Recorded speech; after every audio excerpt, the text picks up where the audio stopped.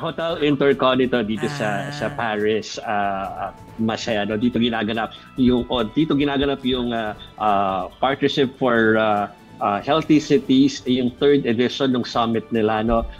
Dito naman sa Paris yan gagawin at ginagawa at nagbukas na nga yan kanina dito sa Hotel Intercon.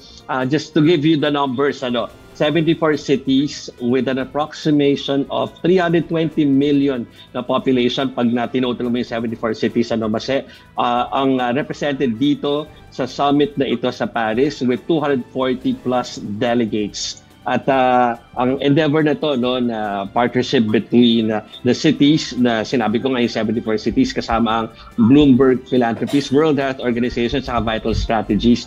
Ang aim nito ay makaroon ng mga solusyon yung sa tinatawag na 80% na dahilan kung bakit namamatay ang mga nilalang o mga tao. 80% because of NCDs or non-communicable diseases. Para mas maintindihan, yung init or yung heat na ating nararamdaman, yung pollution sa paligid natin, tapos yung mga aksidente na vehicular, at poor nutrition, yung mga mga nakikita natin lagi yan, can cause mga non-communicable diseases like heart attack, overdose, tapos yung lung diseases at saka diabetes, of course. So yan ang mga pinag-uusapan dito.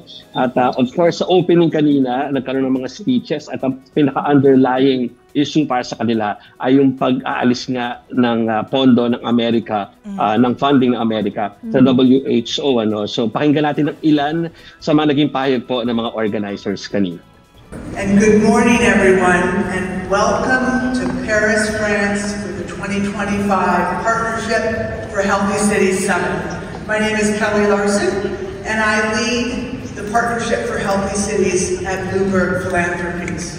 On behalf of all of us at Bloomberg Philanthropies, and especially Michael Bloomberg, the WHO Global Ambassador for Non-Communicable Diseases and Injuries, as well as our co-hosts. I think we all know it. We're facing multiple crises. Governments are divided, tensions are high. If there's one thing we probably can all agree on, is that we can collaborate to tackle MCDs and injuries. As Kelly said, they represent 80% of all mortality in the world, and we have plenty of cost-effective intervention. When cities work together in addressing shared health challenges, there is power in their combined knowledge and commitment. We are stronger together. Ayan. Okay, to summarize, Masaya, ang pinaka-team ay now more than ever, despite yung funding cuts na yan from the US, yung communities should go together and work on yung mga problems natin sa health at saka sa sa pamumuhay ng ating mga kapwa nilalang or humanities, sabi nga nila. Andito rin siyempre ang Kinatawan from the Philippines, mainly from Quezon City, at sila ay magpe-present nung, alam niyo naman, yung tungkol sa tayo ay nakafocus dun sa diet, calorie count. Yung calorie count na yan. So they presented because they came up with the IRR of that ordinance mid-year of last year. So alam natin na merong timetable by December ay talagang lahat ng stores dyan sa Quezon City and even neighboring towns ay meron ng calorie count. So they will be presenting it dito sa plenary. At saka, nice. So Mayor Joy Belmonte ang nandyan. Nagpadala isa. So yung mga health officials na dumating dito, Manny, although there will be 17 mayors from the member cities, ay hindi kasama si Mayor Joy, pinadala lang niya yung mga experts niya. Oo. So, at saka pasok na pasok sa Pilipinas yung topic, Jovi, kasi dito sa atin, isa pa sa mga problema, aside sa matatakaw tayo, kaya matataas yung calories. Only rice. Hindi. Stunting. Tayo matakaw, pero yung mga bata naman, nababansot kasi marami tayong problema sa malnutrition. Oh, correct. That's true. Pero masay mga practical, ito, before tayo umalis na, alam natin, araw-araw sinasabi ni Chiki yung tungkol sa heat, yung heat index. So, that's part of yung, yung mga pwedeng mga cause kung ba't ng mga non-communicable diseases. Yung init, lamig, init at saka ulan.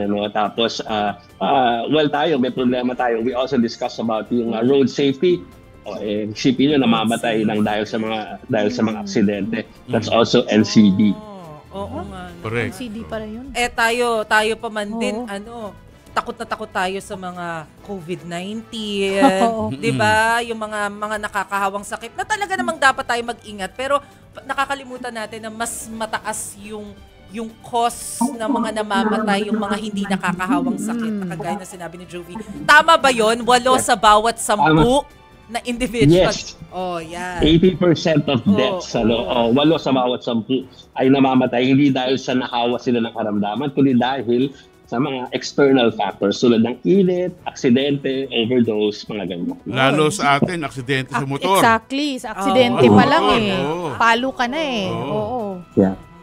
So, this will run until this weekend, mga kapatid dyan sa STL. At sa pakita ko lang sabi ni Masi, ang ganda ng kasama ko lang dala. Hindi ako sa labas ng live because it's ongoing itong plenary.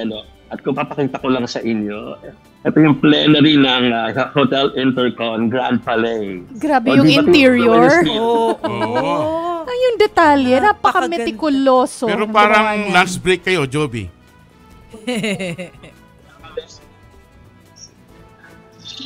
Manny? Parang lunch break kayo dyan. Oo, kumakain na yung mga delegates. Kasi yung oras natin. Oo. At nakikita ko lang dumating, dala yung kanilang mga pagkain ng mga kinatawan from the Philippines. Nasa likod ko lang sila.